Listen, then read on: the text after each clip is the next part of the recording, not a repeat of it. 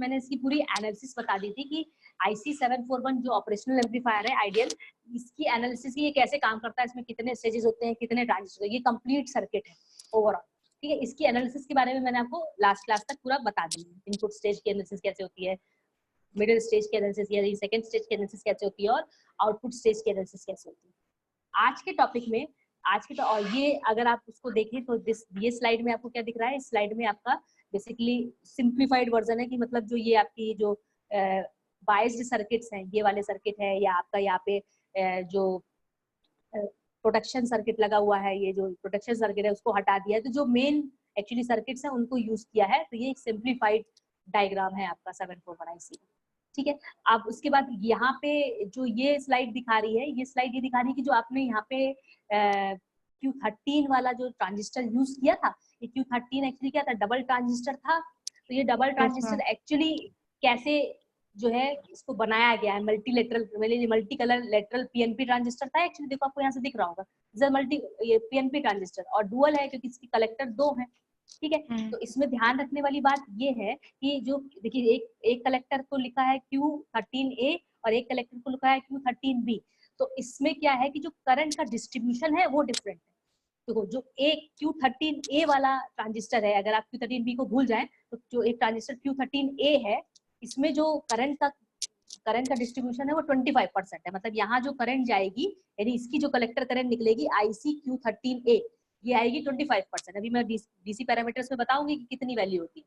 और जब आप इसकी बात करोगे Q13B की, तो इसकी जो IC कलेक्टर करंट होती है वो 75% होती है, ठीक है। इस तरीके से इसको अरेंज किया गया। तो ये आपकी हो गई सिंप्लीफाइड वर्जन, और इसी का ही जो Q13 वाला जो डुअल ट्रांजिस्टर आपको यूज किया है उसकी एनालिसिस दिखाई गई है कि ये आपका जो है मतलब एक तरीके से VLSI किस तरीके से जो है आपका ये ट्रांजिस्टर जो है सिमुलेट किया जाता है, वो ये है कि जो ट्रांजिस्टर हमारा है उसका बेस आपका ये N टाइप का सबस्ट्रेट है, एंड देन उसमें N+ की जो बेस ड्रॉपिंग है वो आपकी N+ की है। उसके बाद फिर P टाइप का कलेक्टर है इसका, क्योंकि P टाइप का ट्रांजिस्टर है तो कलेक्टर C1 P टाइप का है, और इसका एमिटर भी P टाइप का है, और C2 मतलब ये जो कलेक्टर है वो P टाइप पे दिखा रहा है। ये एक तरीके से ये केवल ये दिखाया रजिस्टर है, ये आपका किस तरीके से सिमुलेट किया जाता है, उसी का जो है सिंबॉलिक वर्जन आपका ये है। और अगर उसको एक्सपैंड कर देंगे तो देखिए जो मैंने अभी आपको बताया कि जो आपका QA ट्रांजिस्टर था जिसका कलेक्टर C1 था, उसकी अगर रिवर्स सैचुरेशन करंट की बात करें, आपको देखो saturation current, reverse saturation current की बात करें, देखो IS is a saturation current of the structure of both collector, ठीक है। तो रिवर्स सैचुरेशन करंट जो यहाँ पे करंट की बात करेंगे, तो मैंने आपको बताया कि जो आपका QA ट्रांजिस्टर था, मतलब किसी एक में QA में 75% जाती है, QB में 25, मतलब कोई एक जो यहाँ पे इस सर्किट के अकॉर्डिंग अगर आप देखोगे तो यहाँ पे जो Q13A है इसमें 25% जा रही है, और Q13B में जो है ये 75% करंट जा रही है, ठीक है। ये एनालिसिस है, ये आपको यहाँ पे ये अलग एक्सपैंड करके इन्होंने बताया। अब बात करते हैं अपने डीसी एनालिसिस की, ठीक है। तो ये है आपका डीसी एनालिसिस का बायस सर्किट। कहाँ है बायस सर्किट, ये देखिए आप अगर एक मेन सर्किट में जाइए तो ये जो Q12 Q11 ये जो सर्किट जहाँ पे आई रेफरेंस, यहाँ पे आई रेफरेंस की बात करी थी मैंने, यहाँ आई रेफरेंस जनरेट हो रहा था, वो आई रेफरेंस क्या कर रहा था, Q10 और इनपुट स्टेज को बायस करने के लिए जो रेफरेंस करंट, क्योंकि आई रेफरेंस से ही यहाँ पे IC10 कलेक्टर करंट निकल रही थी, और क्योंकि ये आपका विल्डार करंट मिरर सर्किट है तो उसमें क्या होता है, जो इनपुट करंट होती है वह सेम टू सेम वही आउटपुट करंट होती है। तो आउटपुट करंट इसकी क्या निकलेगी, Q10 ट्रांजिस्टर की आउटपुट करंट निकलेगी IC Q10, ठीक है। ये किसके बराबर होगी, आई रेफरेंस के बराबर होगी। वो आई रेफरेंस कहाँ से जनरेट हो रही है, Q12 और Q11 और R3 R5 के कॉम्बिनेशन। कैसे हो रही थी ये मैंने लास्ट क्लास में आपको जब एनालिसिस करके बताया था, तब वहां पे कैसे किया है उसको आपको देख लीजिएगा, आपको पता समझ में आ जाएगा कैसे वहां पे जनरेट हुई, ठीक है। तो आज फिर अपने डीसी एनालिसिस की बात करते हैं। तो ये देखिए यहाँ पे उन्होंने पहला स्टेज बताया, इसको बोला है बायस सर्किट। मैंने आपको जो भेजा है PDF उसमें भी देख लीजिएगा। तो यहाँ पे इन्होंने एक्चुअली क्या करना है, अगर हम इस बायस सर्किट की एनालिसिस की बात करें, देखिए इसलिए इन्होंने यहाँ पे केवल बायस सर्किट को बनाया है। तो ये जो बायस सर्किट है इसकी जब एनालिसिस की बात करते हैं, तो जो आई रेफरेंस करंट यूज किया गया है वो क्या कर रहा है, वो Q11 को जो ट्रांजिस्टर है उसको जो है बायस कर रहा है। क्या मतलब है, मतलब ये है कि जो Q11 है उस पे उसके अक्रॉस जो वोल्टेज है वो यूज हो रहा है Q10 ये जो विल्डार सर्किट बना रहा है उसको बायस करने के लिए, यानी यहाँ पे इसके कलेक्टर में करंट जनरेट करना है, ठीक है, कलेक्टर करंट जो इसकी आउटपुट की करंट है, Q10 की collector current that is output current for input, output current for this circuit and input current for input stage, ठीक है। अगर आपको यहाँ से पूरा नहीं क्लियर हो तो जो मैंने आपको भेजा है इसमें देखिए, ये देखिए यहाँ पे दिया हुआ, ठीक है। यहाँ पे ये रेफरेंस करंट सोर्स है, मैंने उतना ही यहाँ पे बनाया हुआ है कि ये देखिए भी, और ये जो एरोज लगे हुए हैं यहाँ पे, ये जो एरोज हैं ये मतलब है कि ये वीसीसी से कनेक्ट है, और यहाँ पे जो ये एरो है इसका मतलब है माइनस वी से कनेक्टेड है, ठीक है। तो अगर हम इसकी एनालिसिस करते हैं, सर्किट की एनालिसिस की बात करते हैं, तो हम इसमें क्या करेंगे, केवीएल अप्लाई करेंगे। आई रेफरेंस करंट, एक्चुअली हमारा पर्पस क्या है, आई रेफरेंस करंट क्या है वो उसको निकालना, ये हमारा पर्पस है, ठीक है। तो आई रेफरेंस करंट निकालने के लिए हमें क्या करना पड़ेगा, इस पूरे सर्किट में केवीएल अप्लाई करना पड़ेगा। तो हमने इसमें केवीएल अप्लाई किया, ठीक है।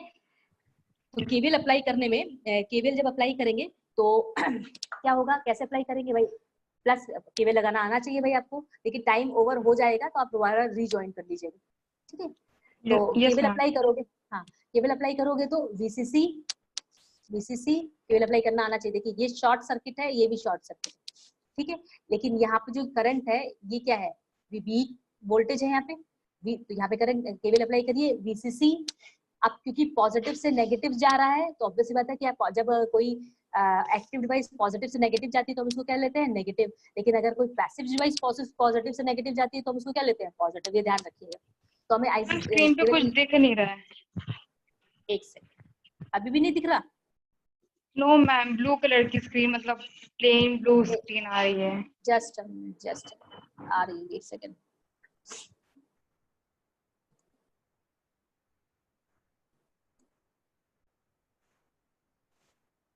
अब दिख रही है? नो, यस मैम अब दिख रही है। तो सर्किट दिख रहा होगा, इस पे क्या करोगे आप, केवीएल अप्लाई करोगे। केवीएल अप्लाई करोगे तो कैसे करोगे, प्लस वीसीसी माइनस, माइनस क्यों लगाया, प्लस से माइनस जा रहा है, ठीक है। तो हमने कन्वेंशन ले लिया, प्लस से माइनस मतलब माइनस, तो माइनस वीबीई 12, ठीक है। यहाँ से ये गया, और इसके बाद ये शॉर्ट सर्किट है तो यहाँ से करंट पास हुई और यहाँ पे गई R5 में, तो आई क्योंकि ये भी प्लस से माइनस जा रहा है तो हमने माइनस लिया था, तो माइनस आई रेफरेंस, करंट कितनी जा रही है, आई रेफरेंस इंटू R5, उसकी वैल्यू पता है हमें, ठीक है। उसके बाद फिर ये शॉर्ट गया तो ये शॉर्ट सर्किट हुआ, तो यहाँ से फिर करंट गई, भैया रेफरेंस पास हुई, एंड देन फिर यहाँ पे जाएगी तो यहाँ पे क्या वोल्टेज है, माइनस, भाई प्लस से माइनस यहाँ पे भी जा रहा है तो क्या हो जाएगा, माइनस वीबी 11, और माइनस, भाई क्योंकि सेम डायरेक्शन में जा रहा है तो माइनस ऑफ माइनस वीई, यहाँ पे वोल्टेज क्या कनेक्ट है, माइनस वीई, ठीक है, इक्वल टू 0। ये केवीएल अप्लाई कर लिया।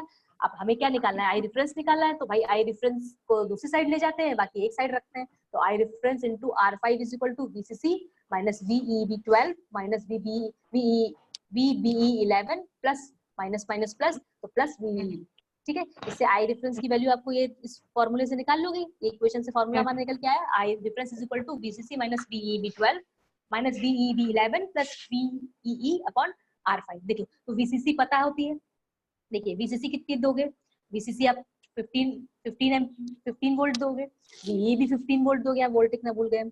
और आपको पता है, अगर हमने क्या बोला कि ये हमारे जितने भी ट्रांजिस्टर आइडियल है और सिलिकॉन के बने हुए, तो जब सिलिकॉन के बने होते तो बेस एमीटर वोल्टेज कितना होता है, दोनों सेम होंगे, बेस एमीटर वोल्टेज दोनों का सेम होगा, कितना होगा, दैट इज 0.7 वोल्ट, ठीक है। हाँ, इन सारी वैल्यूज को जब इसमें पुट कर दोगे तो आई रेफरेंस की वैल्यू निकल के आएगी, आप पुट करके इसको वैल्यू वैलिडेट कर लीजिएगा, वेरीफाई कर लीजिएगा, इसकी वैल्यू निकल के आ रही है 0.73 मिली एम्पियर। तो ये हमारी क्या निकल के आई, आई रेफरेंस। ये क्या हो गया हमारा analysis of difference bias circuit. Input stage का जो बायस सर्किट है, इनपुट स्टेज में जो बायसिंग होगी उससे पहले जो बायसिंग के लिए हमें करंट निकालनी होगी वो करंट आई रेफरेंस है। इस आई रेफरेंस को अगर हम निकाल रहे हैं तो वो हमारी क्या निकल के आई, 0.73 मिली एम्पियर, ठीक है। ये जो आई रेफरेंस करंट है ये किस लिए यूज हो रही है, इनपुट स्टेज को बायस करने के लिए यूज हो रही है। ओके, बात समझ में आ गई आपको? Yes ma'am. ठीक है, तो आगे चलते हैं फिर।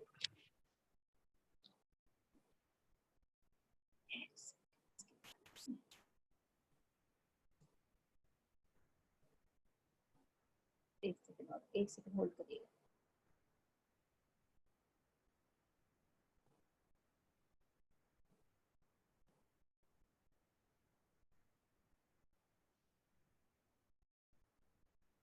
स्क्रीन शेयर हो रही है? एक ही पेज आया है, पेज नहीं आ रहा।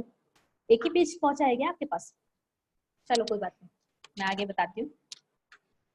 अब एक चीज दिमाग ध्यान देने वाली है, वो क्या ध्यान देने वाली है? एक सेकेंड होल्ड करना, मैं अभी आपको क्या चीज है, कुछ शूट किया है मुझे लग रहा है कैम स्कैनर से। जस्ट ठीक है, आई रेफरेंस हमारा निकला। आई रेफरेंस कैसे निकला ये चीज समझ में आ गई ना। अब आते हैं इनपुट स्टेज पे। तो आप इनपुट स्टेज की बात कर रहे थे, तो इनपुट स्टेज में हमारे पास ये था, हमारे पास सर्किट, स्क्रीन दिख रही हो, ये सर्किट था। इसका जो ये जो पोर्शन था, दिस वन, ये जो पोर्शन है ये आपका क्या है, आपका पूरा बायस सर्किट है Q10 तक। अब आते हैं इनपुट स्टेज। इनपुट स्टेज कहाँ से स्टार्ट हुआ? Q9, Q8, Q1, Q, वैसे मेन इनपुट स्टेज क्या है आपका? Q1, Q2, Q3, Q4, Q5, Q6 and Q7, ये आपका इनपुट स्टेज है। तो अब हम इसके एनालिसिस की बात करते हैं। देखिए इस इनपुट स्टेज को बायस कहाँ से प्रोवाइड कर रहा है? एक तो आपका जो Q10 पे आई कलेक्टर करंट जो आ रही थी, साथ में जो Q9 और Q8 है, इस ये सर्किट मिला के जो है बाइसिंग सर्किट बाइस करता है इस इनपुट स्टेज को। तो अब वो कैसे करता है, इसका क्या वैल्यू आएगा, वो मैं आपको बता रही हूँ। ठीक है, तो ये देखो यहाँ पे आते हैं। तो हमने ये सर्किट इनपुट स्टेज वाला सर्किट बनाया, यहाँ से आई रेफरेंस आई, आई रेफरेंस से पहले, अब इनपुट स्टेज पे पहुंचने से पहले हम आई रेफरेंस को विल्डार सर्किट, ये आपका क्या है, विल्डार करंट मिरर। ठीक है, इस विल्डार करंट मिरर का यूज क्या करते हैं, जो इनपुट, जो आपका इनपुट करंट होता है उसको आउटपुट करंट के इक्वल करता है।